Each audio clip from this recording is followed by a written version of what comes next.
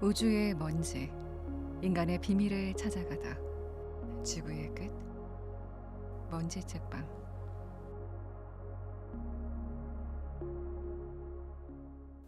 브라만의 아들.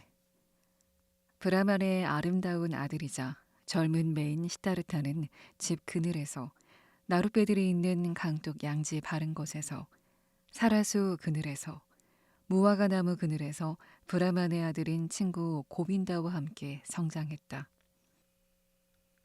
그가 미역을 감을 때, 신성한 목욕 재개를 할 때, 신성한 재물을 올릴 때면 태양은 강가에 있는 그의 빛나는 양 어깨를 갈색으로 물들였다.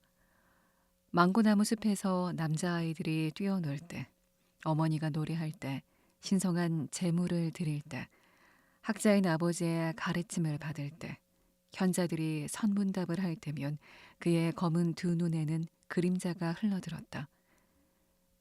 시타르타는 이미 오래전부터 현자들의 선문답에 참여했고 고빈다와 함께 논쟁 연습을 했으며 고빈다와 함께 관찰하는 기술에 몰입 수행하는 일에 매진했다. 그는 벌써 말 중의 말인 옴을 소리 없이 말하는 법을 터득하였고 숨을 들이쉬면서 소리 없이 자신의 내면에서 옴을 말할 수 있었고 숨을 내쉬면서 소리 없이 자신의 밖으로 옴을 말할 수 있었다. 그의 이 말은 명철하게 사고하는 정신의 광채로 애워싸였다.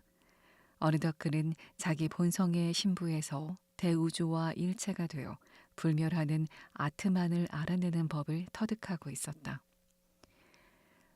그의 아버지의 마음속에는 잘 깨우치면서도 지식욕에 불타는 아들에 대한 기쁨이 솟아올랐다.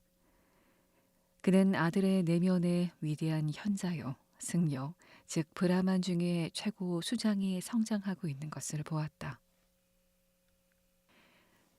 그의 어머니가 아들을 볼 때면, 아들이 성큼성큼 거릴 때면, 그리고 강하고 아름다운 자요, 날씬한 다리로 걸어가는 자, 완벽하고 예의 바른 태도로 자기에게 인사하는 아들 시타르타가 앉고 일어서는 것을 볼 때면 그녀의 가슴 속에서도 더할 나위 없는 기쁨이 솟아올랐다. 시타르타가 반짝반짝 빛나는 이마를 드러낸 채 왕 같은 눈매를 하고서 늘씬한 허리를 뽐내며 도성 이 골목 저 골목을 거닐 때마다 브라만의 젊은 딸들의 마음속에 사랑이 움직거렸다.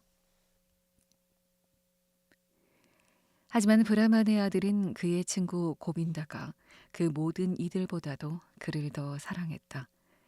그는 시타르타의 눈과 풍미 있는 목소리를 사랑했고 시타르타의 걸음걸이와 완벽하게 예의를 갖춘 행동을 사랑했고 시타르타가 행동하고 말하는 모든 것을 사랑했다. 고빈다는 시타르타의 정신, 그의 고매하고 열렬한 사상, 그의 불같은 의지, 그의 높은 사명감을 가장 사랑했다. 그는 시타르타가 결코 평범한 브라만이라 부패한 재관, 주문을 외워대는 탐욕스러운 장사꾼이라 자만심에 가득 찬 공허한 변설가, 사악하고 교활하기 그지없는 승려가 되지 않을 것이며 수많은 양들 가운데 마냥 순하고 어리석은 양이 되지 않을 것이라는 사실을 잘 알고 있었다. 아니 고빈다 역시 그런 사람, 허다한 그런 브라만이 되고 싶지 않았다. 그는 사랑하는 사람, 훌륭한 친구인 시타르타를 따르고자 했다. 그래서 만약 시타르타가 언젠가 성불하게 된다면, 만약 그가 언젠가 찬란한 빛을 발하는 곳으로 인멸하게 된다면, 고빈다는 그의 친구로서, 그의 동반자로서, 하인으로서, 창을 들어주는 시종으로서, 그림자로서 그를 따르려고 했다. 이렇듯 모든 이들이 시타르타를 사랑했다. 그는 모든 이들에게 기쁨을 안겨주었고 모든 이들에게 그는 즐거움이었다. 하지만 시타르타는 자신에게 기쁨을 주지 못했고 스스로에게 즐거움이 되지 못했다. 무화과 나무 정원의 장밋빛 길을 걸으면서 숲의 푸르른 그늘에 앉아 생각에 잠겨 있으면서 매일같이 속죄의 목욕을 할 때 손발을 씻으면서 그늘이 짙게 드리워진 망고나무 숲에서 제사를 올리면서 빈틈없이 예의 바른 몸가짐을 하여 모든 이들에게 사랑을 받으며 기쁨이 되었지만 정작 그는 아무런 기쁨을 느끼지 못했다. 몽상과 끊임없는 사념이 강물로부터 흘러나왔고 밤하늘의 별들로부터 반짝거리며 다가왔고 햇빛으로부터 녹아내렸다. 여러 가지 꿈이 영혼의 불안감이 재를 올릴 때 연기가 되어 그에게 다가왔고 리그베다의 시구에서 뿜어 나왔으며 연로한 브라만들의 가르침에서부터 뚝뚝 떨어졌다. 시타르타는 마음속에 불만을 품기 시작했다. 그는 아버지와 어머니의 사랑, 친구 고빈다의 사랑도 영원히 자신을 행복하게 하거나 평온하게 하지도 자신을 흡족하게도 자신을 만족하게도 못하리라는 것을 느끼기 시작했다. 그는 존경할 만한 아버지와 여러 스승들, 현명한 브라만들이 이미 그들의 지혜 가운데 가장 좋은 것을 거의 다 자기에게 알려주었다는 사실을 그들이 풍부한 지식을 기다리고 있는 그의 그릇에 이미 다 쏟아부었지만 그 그릇은 채워지지 않았고 정신은 만족을 얻지 못했고 영혼은 안정을 찾지 못했으며 마음은 평온하지 못했음을 느끼기 시작했다. 목욕 재개는 좋았지만 그것은 그냥 무리일 뿐 죄업을 씻어내지 못했고 정신의 갈증을 치유하지도 못했으며 마음의 불안을 진정시키지도 못했다. 신께 제물을 드리고 간구하는 것은 훌륭한 일이었다. 하지만 그것이 전부인가? 제사가 행복을 가져다 주는가? 그것은 신들과 무슨 관계가 있는가? 세계를 창조한 것이 정말로 프라야 파티인가? 그는 유일자이며 독존자인 아트만이 아닌가? 신들도 나와 너처럼 만들어진 시간의 지배를 받는 덧없는 형상들이 아닌가? 신들을 섬기는 것은 좋은가? 옳은가? 의미심장하고 가장 고귀한 행위인가? 그렇다면 다른 누구를 섬길 수 있다는 말인가? 그를, 유일자를, 아트만을 숭배하는 것 말고 다른 누구를 숭배해야 한다는 말인가? 그리고 각자 자신 속에 지니고 있는 자, 가장 깊은 내면, 불멸하는 마음속 이외에 다른 어디에서 아트만을 찾을 수 있는가? 그는 그곳 말고 도대체 어디에 살고 그곳 말고 어디에서 그의 영원한 심장이 뛰겠는가? 하지만 이 자, 이 가장 깊은 신부, 이 궁극적인 것은 어디에, 도대체 어디에 있는 것인가?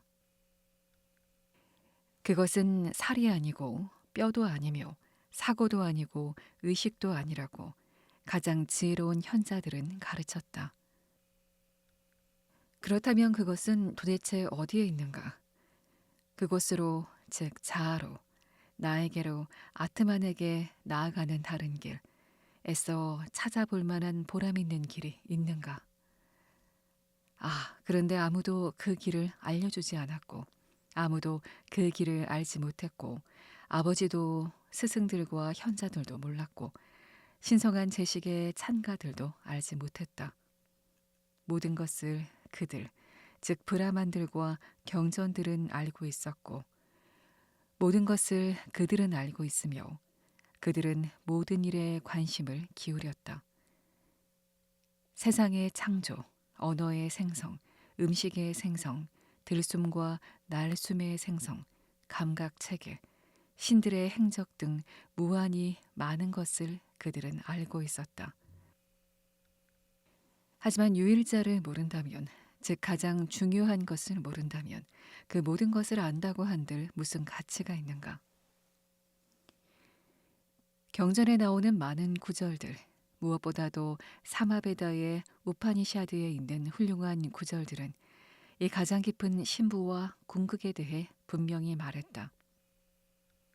내 정신이 온 세상이다라고 거기에 적혀 있었고, 인간은 잠을 잘 때, 깊은 잠을 잘 때, 자신의 가장 깊은 신부에까지 인멸하고 아트만 안에 기거하게 된다고 적혀 있었다. 놀라운 지혜가 그 구절들 안에 담겨 있었고, 가장 지혜로운 자들의 모든 지식이 마치 꿀벌들이 모아놓은 꿀처럼 순수하게 그 마법적인 언어 속에 응집되어 있었다. 그렇다. 지혜로운 브라만들의 무수히 많은 후손들이 모으고 보존해 놓은 깨달음에 대한 엄청난 가치는 결코 가벼이 볼 수 없는 것이다. 하지만 그 심오한 지식을 단순히 아는 데 그치지 않고 삶으로 실천하는 데 성공한 브라만들은 어디에 있는가? 승려들은 어디에 있는가? 현자들이나 참여자들은 어디에 있는가? 아트만 속에 안주하는 것을 잠에서 일깨워내어 깨어있는 존재로, 삶으로, 한 걸음씩 내딛는 것으로, 말과 행동으로 변하도록 마법을 구현시킨 성각자는 어디에 있는가? 존경할 만한 많은 브라만들을 시타르타는 알고 있었고, 누구보다도 자기의 아버지를, 순수한 존재를, 학자를 최고로 존경할 만한 인물들을 알고 있었다.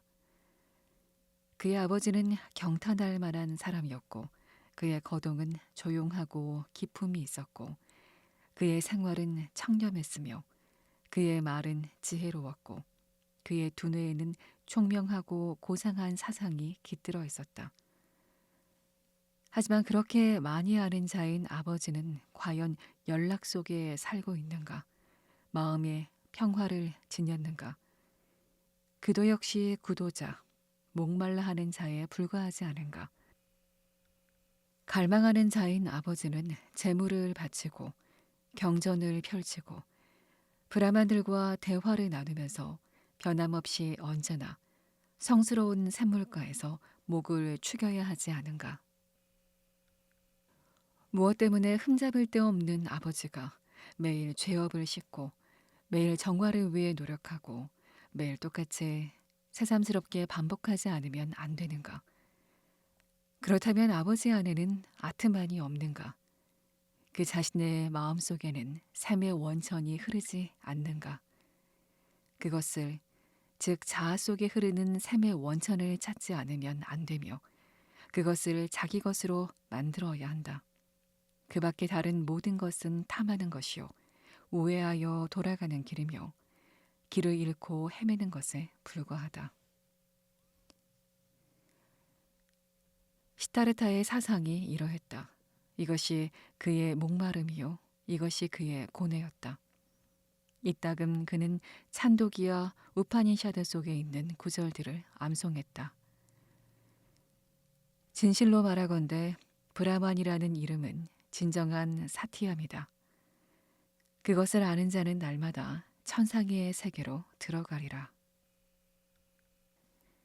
때때로 그 천상의 세계가 가까이 있는 것처럼 보이지만 그는 결코 그 세계에 완전히 도달해 본 적도 없었고 한 번도 그 궁극적인 갈증을 해소해 본 적도 없었다. 그리고 그가 알고 있고 가르침 받은 것을 즐기는 모든 현자들과 가장 지혜로운 현자들 중에서 그 누구도 천상의 세계에 도달해 본 사람은 없었으며 영원한 갈증을 해소해 본 자는 아무도 없었다. 고빈다. 시타르타가 친구에게 말했다. 고빈다. 사랑하는 친구요. 나와 함께 바니안 나무 아래로 가서 몰입 수행을 하자. 그들은 바니안 나무 아래로 가서 앉았다. 한쪽에 시타르타가 20걸음 떨어진 곳에 고빈다가 앉았다. 그가 앉아서 옴을 발할 준비를 하는 동안 시타르타는 다음 구절을 되풀이해서 외웠다. 옴은 활이며 화살은 혼이다. 브라마는 화살의 관역이다. 그 관역을 확실하게 맞추어야 한다. 익숙한 몰입수행 시간이 끝나자 고빈다는 일어섰다. 저녁이 되어 목욕 재개를 할 시간이었다. 그는 시타르타의 이름을 불렀다. 시타르타는 대답하지 않았다. 시타르타는 몰입에 잠겨 있었다. 그의 두 눈은 아주 멀리 떨어진 한 곳을 응시하고 있었고 혀끝은 이 사이로 살짝 나와 있었다. 시타르타는 숨을 쉬지 않는 것 같았다. 그렇게 그는 몰입 상태에 빠져서 옴을 생각하며 화살처럼 자신의 영혼을 브라만 관역을 향해 날려보낸 채로 앉아 있었다. 어느 날 사마나들이 시타르타가 살고 있는 도성을 지나고 있었다.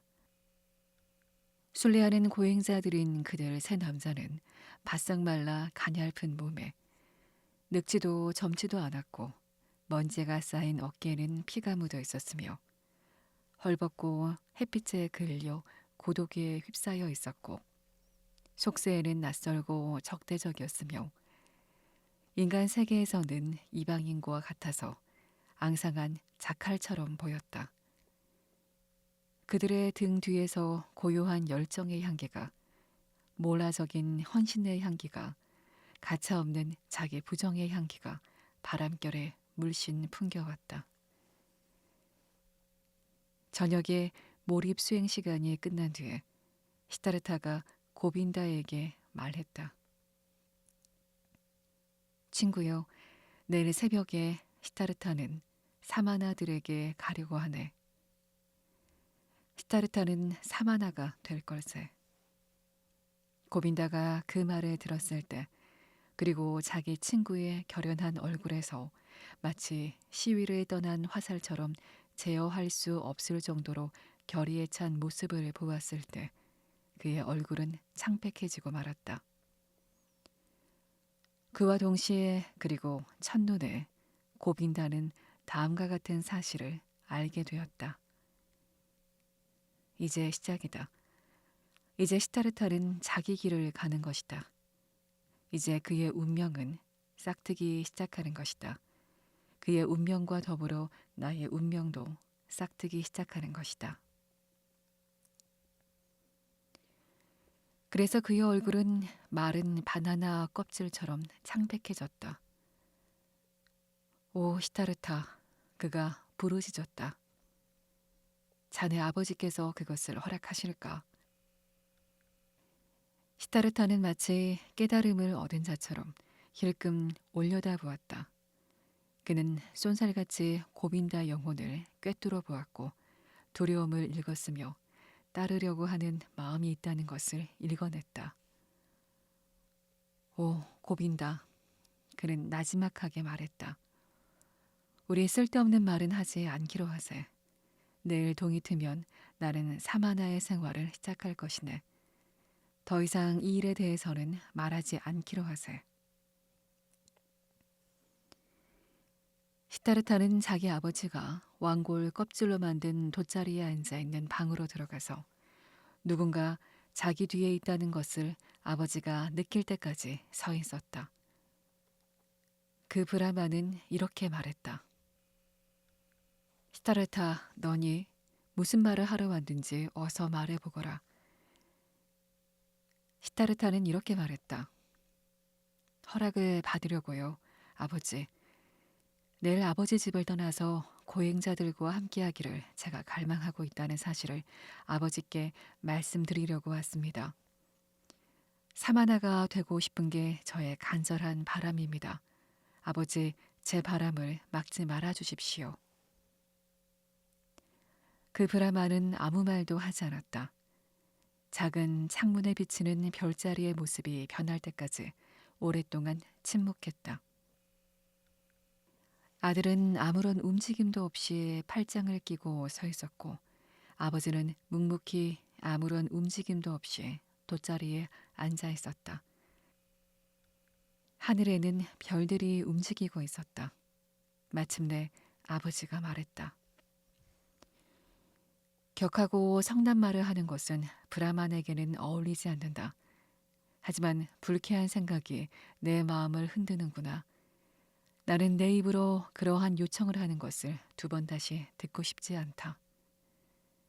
그 브라만은 천천히 일어났고 시타르타는 팔짱을 낀 채 묵묵히 서 있었다. 너는 무엇을 기다리느냐? 아버지가 물었다. 시타르타가 말했다. 아버지께서 그것을 알고 계십니다. 아버지는 언짢은 마음으로 방에서 나와 여전히 언짢은 마음으로 잠자리로 가서 누웠다.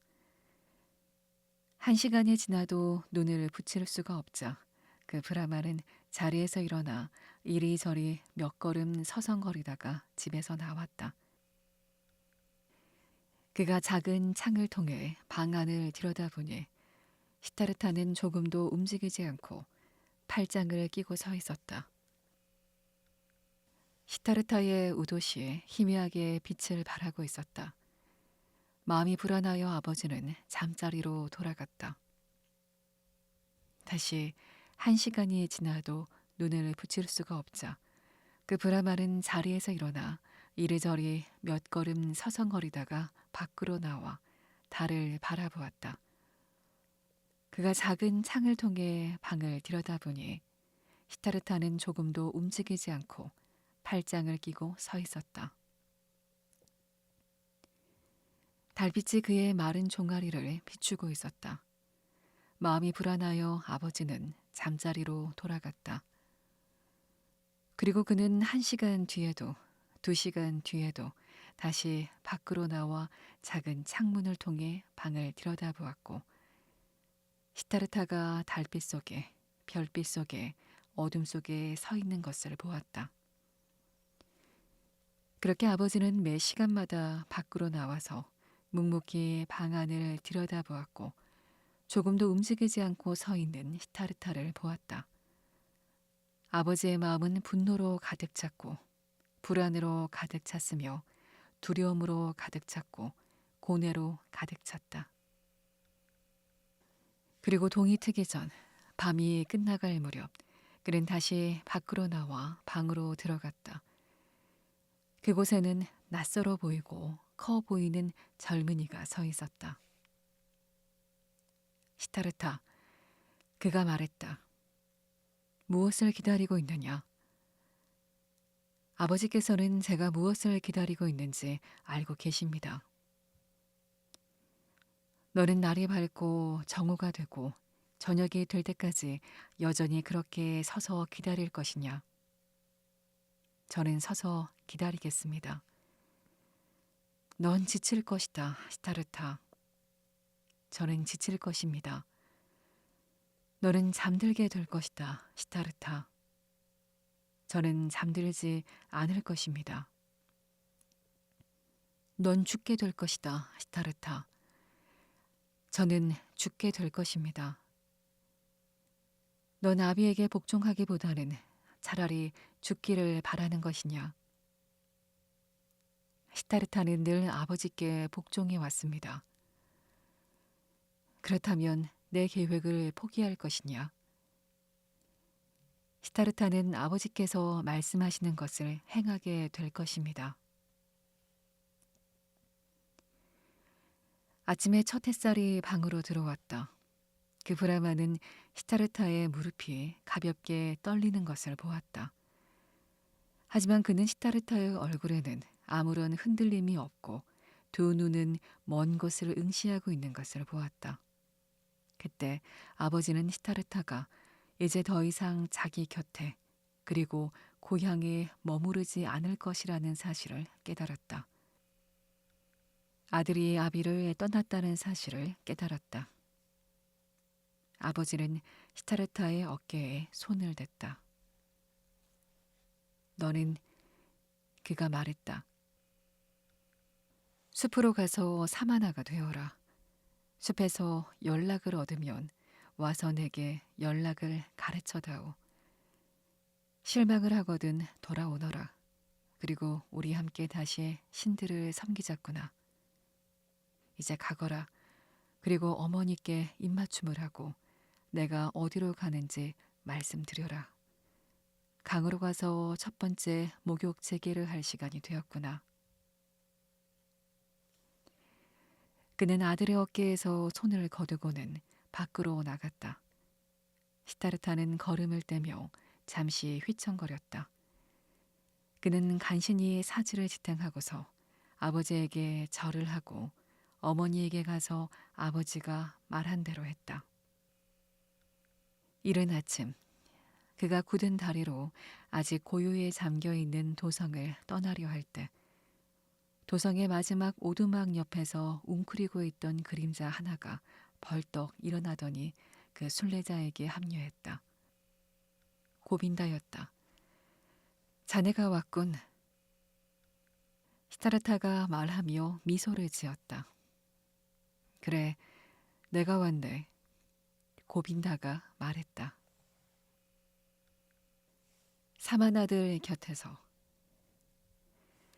그날 저녁 그들은 고행자들, 바싹 마른 사마나들을 따라잡았다. 그리고 그들에게 동행하고 싶다는 뜻을 내비치며 복종을 자청하였다. 사마나들은 그들을 받아들였다. 시타르타는 길에서 만난 어느 가난한 브라만에게 자신의 옷을 나누어 주었다. 그는 사타구니를 가리는 요포와 꿰매지 않은 흑색으로 된 가사만 어깨에 걸쳤을 뿐이었다. 그는 하루에 단 한 번만 먹었고 결코 요리한 음식은 먹지 않았다. 그는 보름 동안 단식했다. 그는 28일간 단식도 했다. 그의 허벅지와 뺨의 살이 빠졌다. 훨씬 커진 그의 두 눈에서 뜨거운 꿈들이 불타올랐다. 앙상한 손가락에서는 손톱이 길게 자랐고 턱에는 거칠고 덥수룩한 수염이 자랐다. 그가 여인들을 마주칠 때면 그의 시선은 얼음처럼 차가워졌다. 그가 멋지게 차려입은 사람들에게 섞여 시내를 지날 때면 그의 입은 경멸에 차 움찔거렸다. 그는 상인들이 장사하는 것을, 귀족들이 사냥하러 가는 것을, 상을 당한 이들이 고인 때문에 통곡하는 것을, 기생들이 몸을 파는 것을, 의자들이 병자들을 위해 애쓰는 것을, 승려들이 파종하는 날을 정하는 것을, 연인들이 사랑하는 것을, 어머니가 자식들에게 젖을 먹이는 것을 보았다. 그가 보기에 모든 것이 가치 없는 일이었다. 모든 것이 거짓이었고 모든 것이 악취를 풍겼다. 모든 것이 거짓의 악취를 풍겼으며 모든 것이 의미 있고 행복하고 아름다운 것처럼 보였다. 그 모든 것은 어쩔 수 없이 썩어 없어질 것이었다. 세상은 쓰고 인생은 번뇌였다. 시타르타에게는 한 가지 목표, 오직 한 가지 목표만이 있었다. 그것은 헤타르였다. 갈증에서 벗어나고 욕망에서 벗어나고 꿈에서 벗어나고 기쁨과 슬픔에서 벗어나는 것이었다. 자아를 죽이는 것, 더 이상 자아에 갇히지 않는 것, 마음을 텅 비운 상태에서 평온을 찾는 것, 자아를 초탈하여 사유하는 가운데 기적을 아는 것, 그것이 그의 목표였다. 일체의 자아가 극복되고 사멸될 때, 마음속 모든 욕망과 충동이 침묵할 때, 그때야 비로소 가장 궁극적인 것이 자아를 초탈한 본질 속 가장 신부의 것이 가장 위대한 비밀이 깨어날 것이었다. 시타르타는 수직으로 쏟아지는 햇살을 받으며 묵묵히 서 있었다. 고통에 온몸이 타오르고 갈증에 타오르면서도 더 이상 고통과 갈증을 느끼지 못할 때까지 서 있었다. 비가 내릴 때도 그는 묵묵히 서 있었다. 빗방울이 머리에서부터 얼어붙은 어깨 위로, 얼어붙은 엉덩이와 다리로 흘러내렸지만 그 고해자는 어깨와 다리의 차가운 감각이 느껴지지 않을 때까지, 어깨와 다리가 침묵할 때까지, 어깨와 다리가 진정될 때까지 서 있었다. 시타르타는 묵묵히 가시덤불 속에 웅크리고 앉아 있었다. 화끈거리는 살갗에서 피가 흘러내렸고 종기에서는 고름이 뚝뚝 떨어졌다. 그런데도 시타르타는 꼿꼿하게 가만히 있었다. 더 이상 피가 흐르지 않을 때까지, 더 이상 아무것도 찌르지 않는다고 느껴질 때까지, 더 이상 아무것도 화끈거리지 않는다고 느껴질 때까지 몸 하나 움직이지 않고 멈추어 있었다. 시타르타는 정주하고서 호흡을 줄이는 법을 배웠고 호흡을 거의 하지 않고도 견디는 법을 배웠으며 마침내 호흡을 멈추는 법을 배웠다.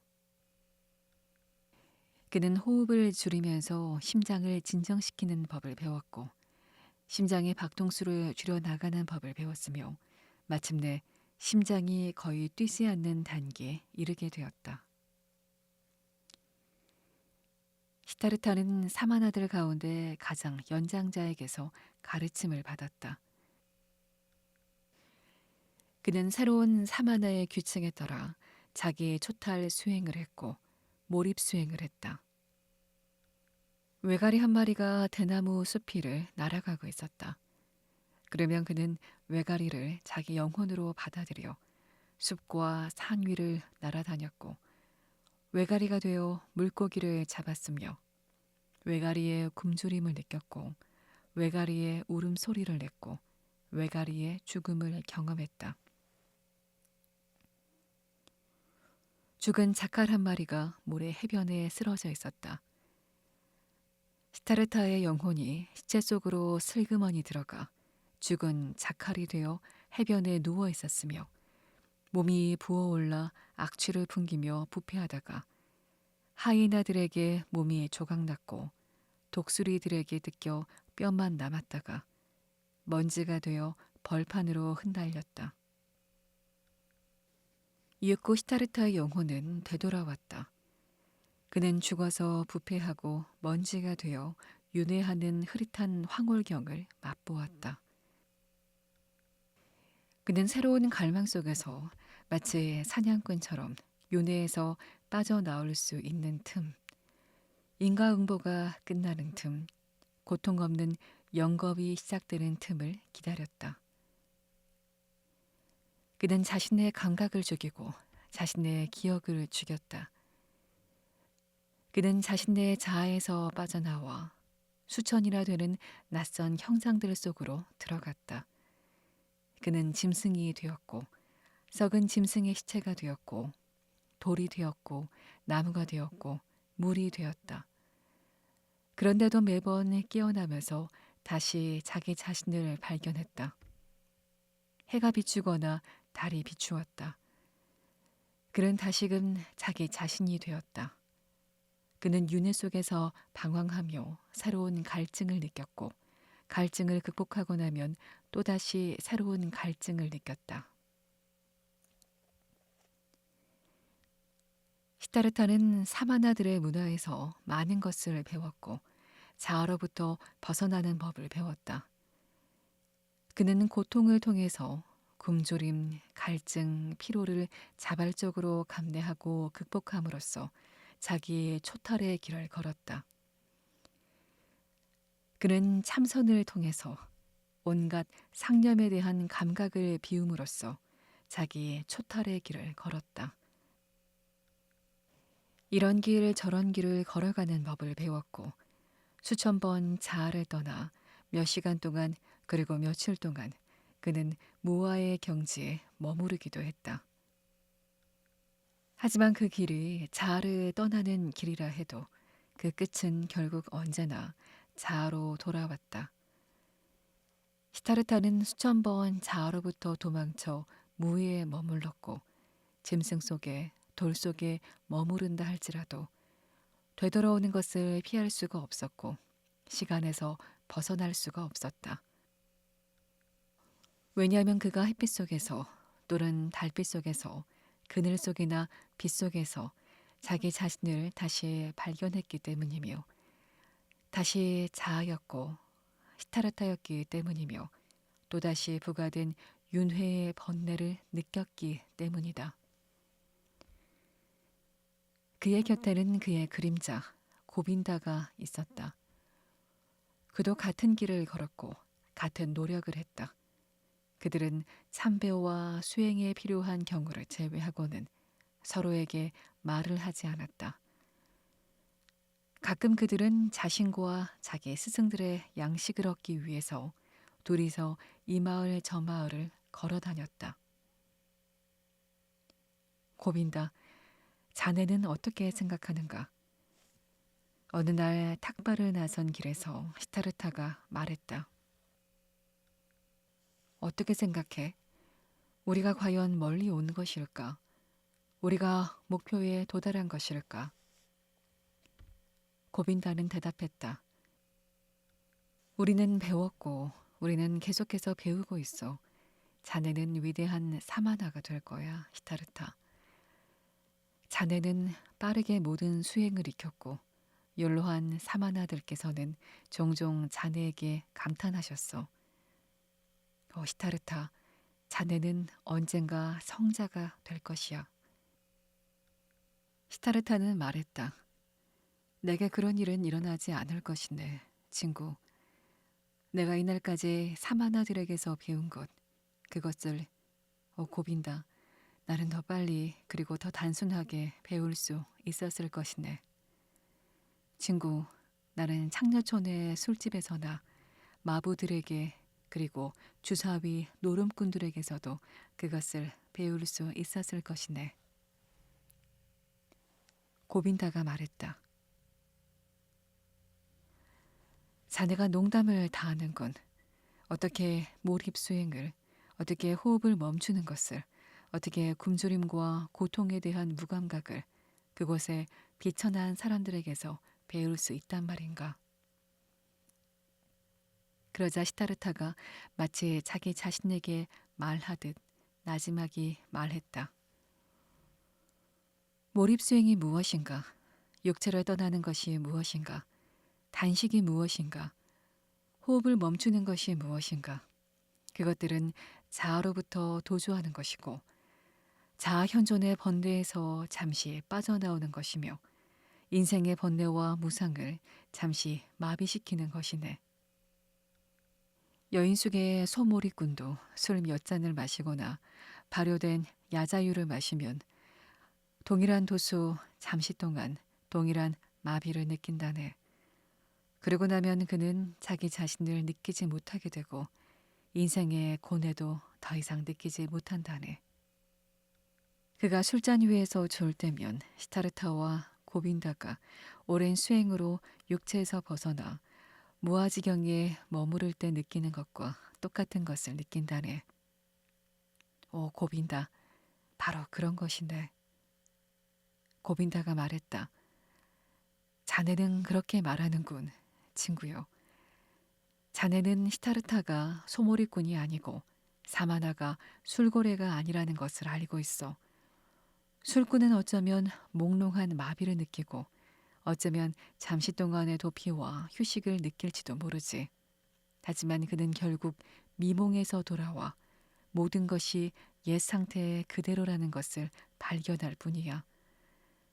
그는 예전보다 현명해진 것도 아니고 깨달음을 얻은 것도 아니며 더 높은 경지에 이른 것도 아니지. 그러자 시타르타는 미소를 지으며 말했다. 나는 모르네. 나는 한 번도 술꾼이었던 적이 없네. 하지만 나 시타르타는 수행과 몰입에서 잠시 동안 마비를 느꼈을 뿐이라서 어린아이가 엄마의 자궁 안에 있던 것과 마찬가지로 내가 지혜와 해탈로부터 멀리 떨어져 있다는 것을 알고 있네. 오, 고빈다. 나는 그것을 알고 있네. 그리고 언젠가 시타르타가 고빈다와 함께 숲을 떠나 마을을 돌며 동료와 스승들이 먹을 양식을 구할 때 그는 말했다. 그런데 말이네, 고빈다. 우리는 지금 올바른 길을 가고 있는 것일까? 우리가 깨달음에 접근하고 있는 것일까? 우리가 구도에 접근하고 있는 것일까? 아니면 우리가 윤회에서 벗어나겠다고 생각해온 우리가 혹시 그냥 맴돌고 있는 것은 아닐까? 고빈다가 말했다. 우리는 많이 배웠어, 히타르타. 그리고 아직 배울 게 많이 남아 있어. 우리는 맴돌고 있는 게 아니라 우리는 위로 올라가고 있어. 그 원은 나선형이야. 우리는 벌써 많은 단계를 올라왔어. 시타르타가 물었다. 자네는 우리의 가장 연로한 사마나, 우리의 가장 존경할 만한 스승님은 연세가 얼마나 된다고 생각하나? 고빈다가 말했다. 아마 가장 연로한 분이 60살은 되셨을 거야. 그러자 시타르타가 말했다. 그분은 60살이 되었는데 열반에 이르지 못하셨네. 그분은 70이 되고 80이 될 걸세. 그리고 자네와 나, 우리도 마찬가지로 늙어갈 것이고 수행할 것이고 단식할 것이고 묵상 성찰을 할 것이네. 그렇지만 우리는 열반에 이르지 못할 것이네. 그분도 못하고 우리도 못하게 될 것이네. 오, 고빈다. 이 세상에 있는 모든 사마나들 중에 어쩌면 한 사람도, 단 한 사람도 열반에 도달하지 못할 것이라고 나는 생각하네. 우리는 위안을 얻고, 우리는 마비를 체험하고, 우리는 스스로를 속이는 속임수들도 배우고 있지. 하지만 본질적인 것, 길 중의 길을 우리는 발견하지 못하고 있네. 고빈다가 말했다. 제발 그렇게 끔찍한 말은 하지 말게, 시타르타. 어떻게 그렇게 많이 배운 사람들 중에, 그렇게 많은 브라만들 중에, 그렇게 많은 엄격하고 존경할 만한 사마나들 가운데, 그렇게 많은 구도자들 중에, 그렇게 열성적으로 전념해온 사람들 중에, 그렇게 많은 성스러운 사람들 중에, 어떻게 아무도 길 중의 길을 발견하지 못한다는 말인가? 하지만 시타르타는 슬픔과 조소가 담긴 목소리로 부드럽고 조금은 슬픈, 약간 조소하는 듯한 목소리로 말했다. 고빈다, 그 자네의 친구는 자네와 그토록 오랫동안 함께 걸어온 사마나의 이 좁은 길을 떠날 것이네. 나는 심한 갈증을 느끼고 있네. 고빈다. 이 오랜 사마나의 도정에서도 나의 갈증은 전혀 줄어들고 있지 않았네. 언제나 나는 깨달음에 목말랐고 언제나 나는 의문이 가득했네. 나는 해마다 브라만들에게 물었고 해마다 성스러운 베다에게 물었고 해마다 경건한 사마나들에게 물었네. 어쩌면 고빈다. 내가 코뿔새나 침팬지에게 물었다 하더라도 이 정도로는 만족했을 것이고 현명해졌을 것이고 성스러워졌을 것이네. 고빈다. 나는 아무것도 배울 수 없다는 사실을 깨닫기 위해서 오랜 시간을 허비해왔고 아직 그것을 끝내지 못하고 있네. 우리가 배움이라 부르는 그런 일은 실제로 존재하지 않네. 오, 나의 친구, 오직 깨달음이 존재할 뿐이지. 그것은 어디에나 있네. 그것은 아트만이야. 그것은 내 안에 있고 자네 안에 있고 모든 존재 안에 있네.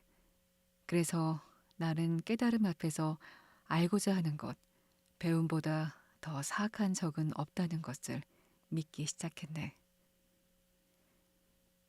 그러자 고빈다가 길에 멈춰서서 두 손을 들어 올리며 말했다.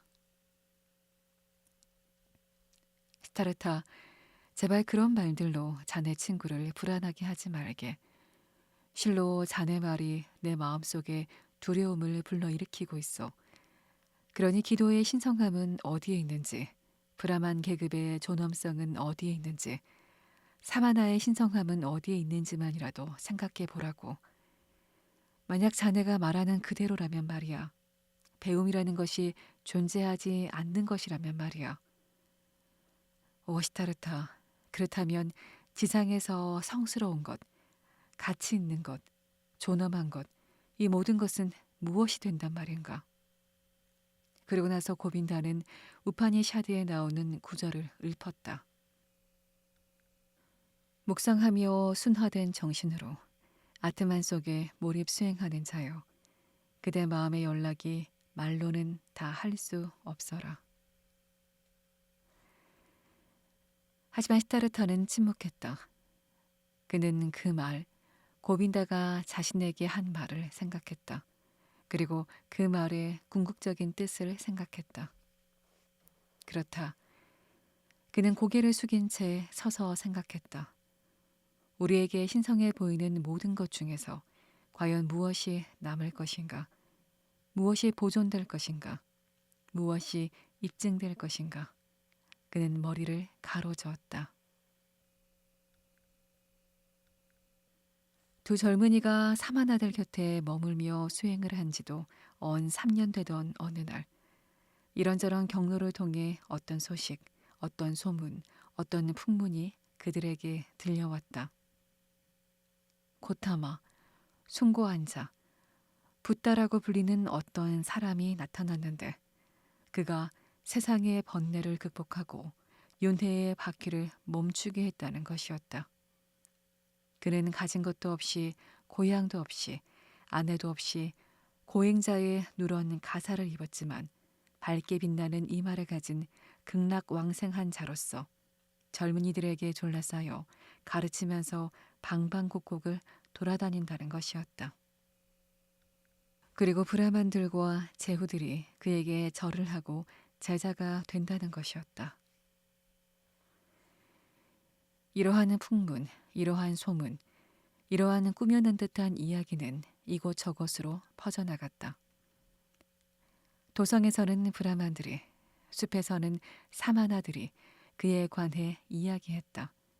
그리하여 이 두 젊은이들의 귀에도 고타마, 부타라는 이름을 칭송하거나 비방하는 말들이 들려왔다.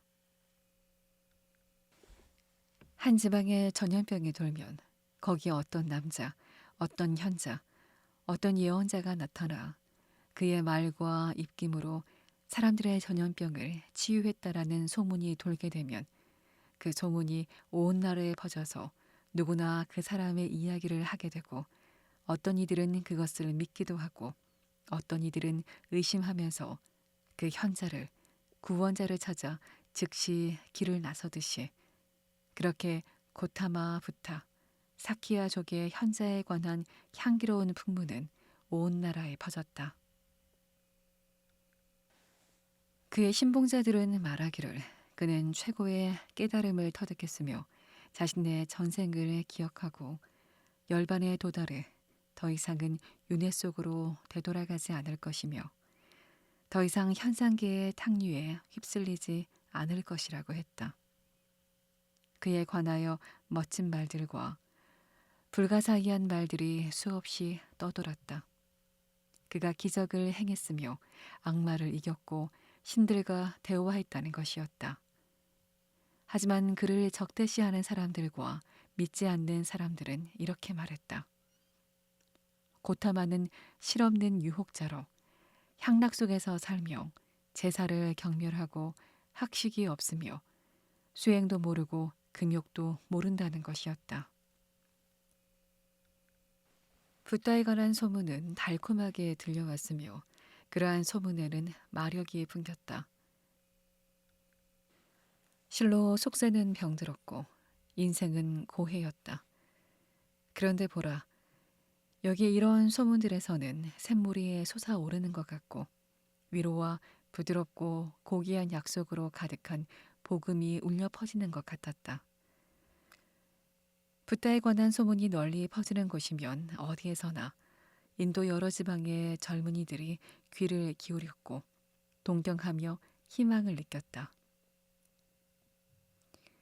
그래서 지존 사키야 무니에 관한 소문을 가져오면 순례자와 나그네는 누구든지 도성과 마을에 사는 브라만들의 아들들에게 환영받았다.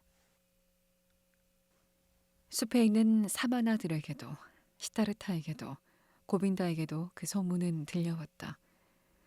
소문은 물방울처럼 서서히 알려졌으며 물방울마다 희망으로 가득 차고 물방울마다 의심으로 가득 찬 채로 들려왔다.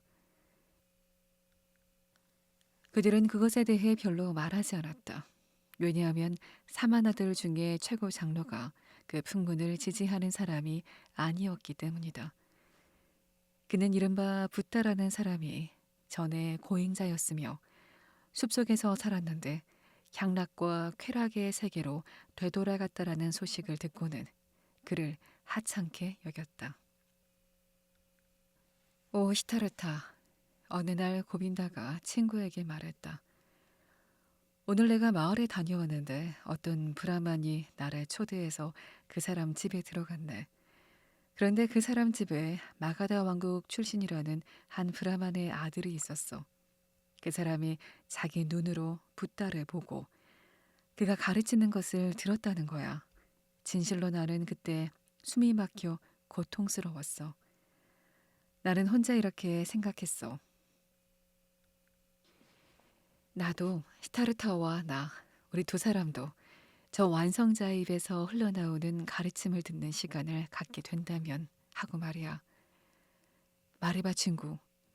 우리도 거기로 가서 붓다 입에서 흘러나오는 가르침을 경청하지 않겠나? 시타르타가 말했다. 오 고빈다. 나는 자네가 언제나 사마나들 곁에 머물 것이라고 생각했네. 예순이 되어서도 이른이 되어서도 여전히 사마나를 명예롭게 해주는 수도와 수행을 하는 것이 고빈다의 목표일 것이라고 생각했네. 하지만 나는 고빈다를 알지 못했네. 나는 친구의 마음을 제대로 알지 못했어. 가장 소중한 친구요. 자네는 새로운 길로 접어들어 붓다가 가르침을 전하는 그곳으로 갈 계획인가? 고빈다가 말했다. 자네는 농담하는 걸 좋아해. 하지만 아무리 농담을 좋아한다 해도 시타르타, 자네 마음속에 그 가르침을 듣고자 하는 욕망과 소망이 일어나고 있지 않아? 그리고 자네는 언젠가 더 이상 사마나의 길을 걷지 않을 것이라고 내게 말하지 않았나? 그러자 시타르타는 슬픔과 조롱의 그림자를 드러내는 자기 특유의 방식으로 미소를 짓더니 말했다. 자네 말이 맞네. 자네가 올바로 기억하고 있네. 아마도 자네는 나한테 들었던 다른 말도 기억할 것이네. 내가 요컨대 가르침과 배움에 대해 의심하고 지겨워한다는 것. 그리고 우리가 스승들에게 들은 말씀에 대한 내 믿음이 작다는 것을 말일세. 친구, 나는 그 가르침을 경청할 준비가 돼 있네. 비록 우리가 그 가르침의 가장 좋은 열매를 이미 맛보았다고 생각하지만 말일세. 고빈다가 말했다. 자네가 그렇게 할 각오가 되어 있다니 기쁘네. 하지만 어떻게 그게 가능할지 말해보게. 고타마의 가르침을 들어보기도 전에 어떻게 그 가르침의 가장 좋은 열매가 우리에게 맺혔다는 거야? 시타르타가 말했다. 우리 우선 그 열매를 맛보고 그 다음 것은 기다려보기로 하세. 오 고빈다. 우리가 고타마로부터 얻은 그 열매는 그가 우리를 사마나들로부터 불러내었다는 것 아니겠나. 그가 우리에게 다른 것 그리고 훨씬 더 좋은 것을 줄 필요가 있을지 없을지는 친구요 우리 조용한 마음으로 기다려 보도록 하세. 같은 날 시타르타는 사마나들의 지도자를 찾아가 자기가 그를 떠나려고 한다는 결심을 알려주었다. 시타르타는 아랫사람과 제자의 본분에 합당한 공손함과 겸손함을 갖추어 지도자에게 그 결심을 말했다. 하지만 그 사마나는 두 젊은이가 자기를 떠나려 한다는 것에 분노해서 큰 소리로 거친 욕설을 퍼부었다. 고빈다는 놀라서 당황했으나 시타르타는 고빈다의 귀에다 입을 갖다 대고 이렇게 속삭였다. 이 어른한테 배운 것을 이제 이 어른한테 보여줘야겠어. 그는 그 사마나 앞에 서서 온 정신을 집중하여 노인의 시선을 자기의 시선으로 제압하더니 그를 마법으로 움직이지 못하게 하고 그를 벙어리로 만들어 의지를 잃게 하여 그를 자신의 의지에 따르게 하고는 자기가 그에게 요구하는 것을 소리 없이 행하도록 명령했다. 노인은 말문이 막혔고 그의 눈은 굳었으며 그의 의지는 마비되었고 그의 팔은 축 늘어졌으며 그는 시타르타의 마력에 맥없이 굴복하였다. 시타르타의 생각이 이 사마나를 장악하여 노인은 젊은이들이 명령하는 것을 수행할 수밖에 없었다. 그리하여 그는 몇 번이고 허리를 굽혀 축복에 몸짓을 하였고 여행의 축복이 가득하기를 경건하게 빌어주었다. 그래서 젊은이들도 감사하다고 절을 한 다음 축복의 말과 함께 인사를 건네고는 그곳을 떠났다. 길을 가는 도중에 고빈다가 말했다. 오 시타르타, 너는 내가 아는 것보다 더 많은 것을 사마나들에게서 배웠군 그래. 늙은 사마나에게 마력을 걸기란 어려워. 여간 어려운 게 아니야. 진실로 하는 말인데 자네가 그곳에 계속 머물렀다면 얼마 안 되어 물 위를 걷는 법을 배웠을 거야. 나는 물 위를 걸을 생각은 없어. 시타르타가 말했다. 늙은 사마나들이나 그런 재주에 만족했으면 좋겠네.